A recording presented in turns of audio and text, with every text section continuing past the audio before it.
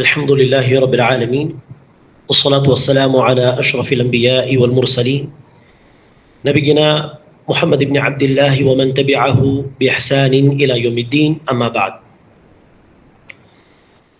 فقد قال النبي صلى الله عليه وسلم إذا انتصف شعبان فلا تصوموا கண்ணியமிக்க சகோதரர்களே, ஷாபானுடைய 15 நாட்கள் போய்விட்டன. ஷாபான் 15 பரவலாக முஸ்லிம் சமூகத்தில் பலரும் ஷபே பராத்துடைய நோன்பு என்கிற பெயரில் நோன்பு நோற்பதை கடைபிடிப்பார்கள்.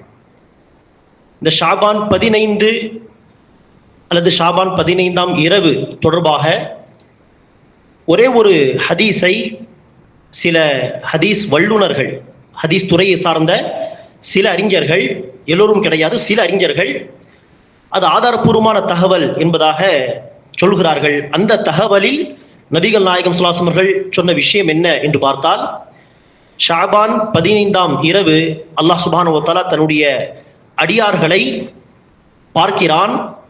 பிறகு அவர்களுடைய பாவங்களை மன்னித்து விடுகிறான்.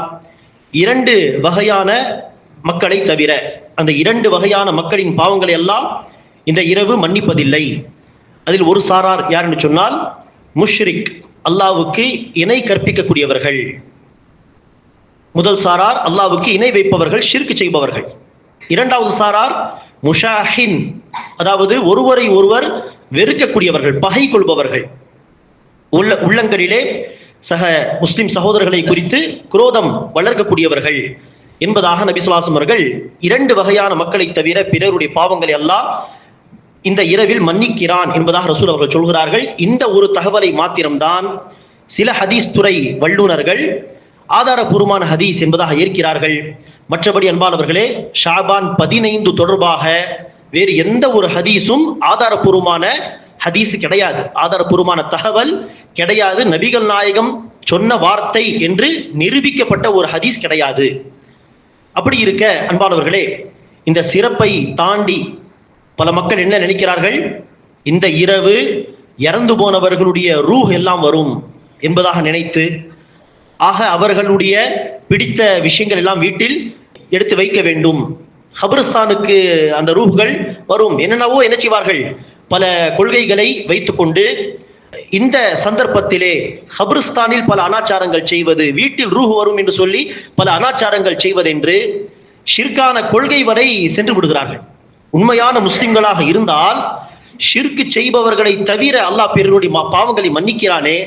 ஆக நம்முடைய வாழ்க்கையில் தெரிந்தோ தெரியாமோ நாம் ஏதாவது ஷிர்கான கொள்கை வைத்திருக்கிறோமா என்று சரி பார்க்க தான் இந்த சந்தர்ப்பத்தை ஒரு நினைவூட்டலாக நாம் எடுத்துக்கொள்ள வேண்டுமே தவிர, சரியாக இந்த இரவு மற்ற நாட்களை விட அதிகமாக ஷிர்கில் மக்கள் ஈடுபடுவதை பார்க்கிறோம். எப்படிப்பட்ட ஒரு அறியாமை பாருங்கள்.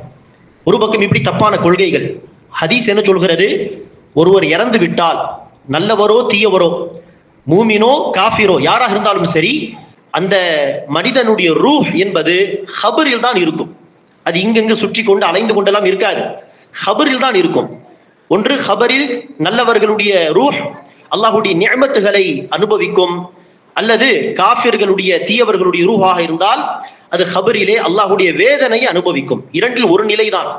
ஹபரை விட்டு வெளியே வந்து உலா வருவதற்கெல்லாம் வாய்ப்பே கிடையாது. ரூஹ் வரும் என்கிற இந்த கொள்கையும் அடிப்படை இல்லாதது, ஷிர்கை நோக்கி அழைத்து செல்லக்கூடிய ஒரு கொள்கையாக இருக்கிறது. சரி, இன்னொரு பக்கம் இந்த ஷிர்கான கொள்கை பக்கம் சில பேர் போகாவிட்டாலும் பிதஅத்தான வணக்கங்களை சில பேர் செய்கிறார்கள். என்ன செய்வார்கள், ஷபே பராத் இரவு என்கிற பெயரில் இரவில் பிரத்யேகமான தொழுகைகளை நடத்துவது, பள்ளிவாசலிலே, குறிப்பா பள்ளிவாசலை அலங்கரித்து பல விதத்திலே, அநேகமா இந்த சந்தர்ப்பத்தில் தான் பள்ளிவாசலை அலங்கரிப்பார்கள். அலங்கரித்து தொழுகை நடத்துவது, அடுத்த நாள் ஷபே பராத் நோன்பு என்று நோன்பு வைப்பது என்றெல்லாம் செய்வார்கள். அன்பானவர்களே, நபிகள் நாயகம் ஸல்லல்லாஹு அலைஹி வஸல்லம் அவர்கள் இந்த இரவுக்கு ஒரு சிறப்பு சொன்னதாக தான் சில ஹதீஸ் துறை வல்லுநர்கள் அந்த ஹதீஸை ஏற்கிறார்களே ஒழிய, இந்த இரவில் இந்த சிறப்பு உண்டு, ஆகவே நீங்கள் இந்த இரவில் தொழுங்கள், இந்த இரவுக்கு இந்த சிறப்பு உண்டு, ஆகவே நீங்கள் மறுநாள் நோன்பு வையுங்கள் என்றெல்லாம் ரசூல் அவர்கள் வழிகாட்டியதாக எந்த ஒரு ஹதீஸும் கிடையாது. சிறப்பு சொன்னால் அமலையும் ரசூல் தானே சொல்லி கொடுத்திருக்க வேண்டும். சிறப்பு சொல்லக்கூடிய அதிகாரம் யாருக்கு உண்டு?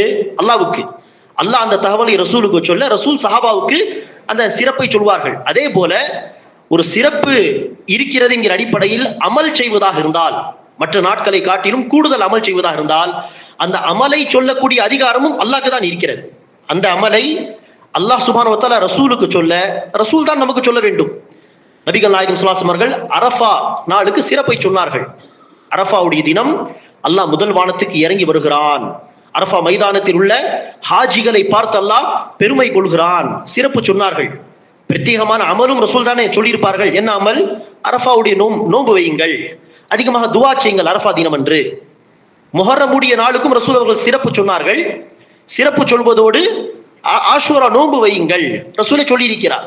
லைலத்துல் கத்ருடைய சிறப்பு அல்லாஹ் குர்ஆனில் சொல்லியிருக்கிறார். நபிகள் நாயகம் ஸல்லல்லாஹு அலைஹி வஸல்லம் அவர்களும் ஹதீஸிலே சிறப்பை சொல்கிறார்கள். சிறப்பு சொன்ன ரசூல் அந்த இரவு பிரத்யேகமாக என்ன அமல் செய்ய வேண்டும் என்பதையும் சொல்லி தந்திருக்கிறார். ஆக இந்த இரவுக்கு ஏதாவது பிரத்யேகமான இபாதத் அமல் இருந்திருந்தால் அதையும் ரசூலே என்ன செய்திருப்பார்? சொல்லியிருப்பார். ஆனால் சிறப்பை மாத்திரம்தான் சொல்லியிருக்கிறார்கள், பிரத்யேகமான அமலை ரசூல் அவர்கள் சொல்லவில்லை. இதற்கான உதாரணம் தான் ரஜபுடைய மாசம். ரஜபுடைய மாதம் சிறப்பிற்குரிய மாதம், புனிதமிக்க மாதம் என்று அல்லாஹ் குர்ஆனில் பெயர் சொல்லாமல் சொல்லியிருக்கிறான். பெயரோடு ரசூல் சொல்லியிருக்கிறார்கள். ஆனால் ரஜப் மாதத்தில் எந்த ஒரு வணக்கத்தையும் கூடுதலாக ரசூல் சொல்லித் தரவில்லை. அதே போலதான் இந்த இரவுக்கு தனி சிறப்பு உண்டு என்பதாக நாம் எடுத்துக்கொண்டாலும் தனி இபாதத் ஏதும் சிறப்பாக இந்த சந்தர்ப்பத்தில் செய்யக்கூடாது.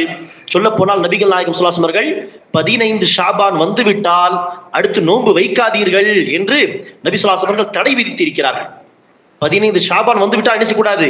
நோன்பு வைக்க கூடாது என்கிற தடை இருக்கிறது. இந்த தடை யாருக்கு பொருந்தாது என்று சொன்னால், ஷாபான் மாதத்தின் ஆரம்பத்தில் இருந்து யார் விட்டு விட்டு நோன்பு வைக்கிறார்களோ அவர்கள் இறுதி வரை இன்ஷா அல்லாஹ் நோன்பு வைக்கலாம். அதே போல யாருக்கு கதா நோன்பு இருக்கிறதோ, ரமதானுடைய கதா நோன்பு மிஞ்சிருக்கிறதோ அவர்களுக்கும் இன்ஷா அல்லாஹ் இந்த தடை பொருந்தாது. ரமதான் வருவதற்குள் அவர்கள் இன்ஷா அல்லாஹ் அந்த கதா நோன்பை பூர்த்தி செய்யலாம். அதே போல யார் ஒவ்வொரு வாரமும் திங்கட்கிழமை வியாழக்கிழமை நோன்பை வளமையாக வைத்து வருகிறார்களோ, விட்டு விட்டு வைப்பது அவர்களுக்கு பழக்கமோ, அவர்களும் இன்ஷா அல்லாஹ் அடுத்து வரக்கூடிய திங்கள் வியாழக்கிழமை நோன்பு வைக்கலாம்.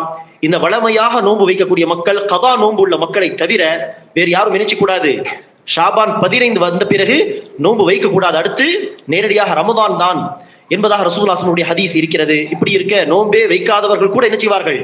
ஷாபான் 15க்கு சரியாக நோன்பு வைப்பார்கள். ஆக பல விதத்திலே பிதஅத் செய்கிறார்கள், ஷிர்கான கொள்கை நம்புகிறார்கள், ரசூல் இந்த ஹதீஸுக்கு மாறு செய்கிறார்கள்.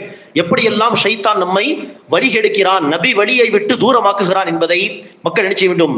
சிந்தித்து பார்த்து தெளிவான மார்க்கத்தின் தெளிவான பாதையை பின்பற்ற வேண்டும். மார்க்கம் என்கிற பெயரில் யார் என்ன சொன்னாலும் அதை ஏற்று நடப்பது நம்முடைய முட்டாள்தனம் என்பதை விளங்கிக் கொள்ள வேண்டும். அல்லாஹ் சுப்ஹானஹு வ தஆலா நம் அனைவருக்கும் நபி ஸல்லல்லாஹு அலைஹி வஸல்லம் அவர்களுடைய வழிமுறை சுன்னாவை பற்றி பிடித்துக் கொள்ளக்கூடிய பாக்கியத்தை தருவானாக.